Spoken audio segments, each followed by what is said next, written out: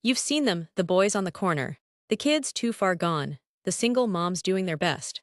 Through vivid storytelling and raw insight, this video explores how these underground communities form, evolve, and impact society.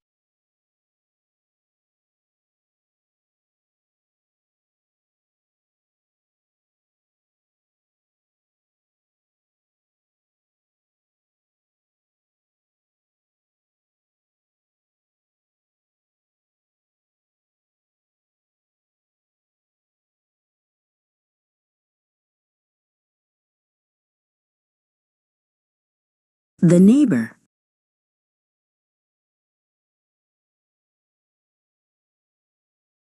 Love the Lord your God with all your heart, soul, and mind, and love your neighbor as yourself.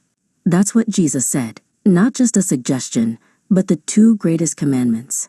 But here's a question for the church, for the people who claim his name. Do those commandments still apply to the single mother? To her children? To the struggling, the loud, and the lost? Because when she walks through those church doors, she's not just bringing her purse and her baby bag. She's bringing grief, trauma, judgment she didn't ask for, and a heart that's barely holding on. The place that said, "Come as you are," had no room for her tears.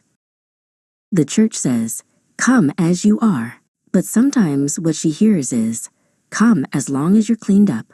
Come as long as your child behaves. Come as long as you're not a burden." But that's not what Jesus said. When the world called her unfit, Jesus knelt down in the dirt. He lifted her head, not in condemnation, but in compassion.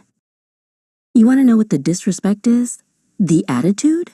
The hardness? It's a wall. Not because they're evil, but because they've been rejected so many times, they had to build one to survive. But walls don't scare Jesus. He walks through them. He reaches in and he restores. God doesn't wait behind locked gates. He meets you where you are. Love looks like listening. Healing starts with being seen. The need for guidance isn't confined to one neighborhood. Even in polished places, with trimmed lawns and shining cars, sons still need fathers. So I ask you, church, why are we so quick to write them off? Why are we so eager to point fingers like Pharisees instead of reaching out like Jesus? The commandment didn't say, "Love only those who look like they have it together." It said, "Love your neighbor."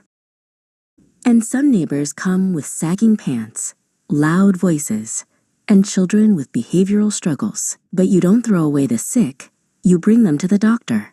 Isn't that what the church is supposed to be? A hospital for the broken.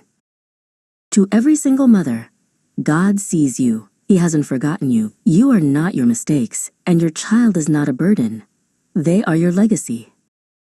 And to the church, may we repent for turning away the very ones God sent us to love. Let's obey the greatest commandments. Let's love God and love like Him, even in the mess, especially in the mess.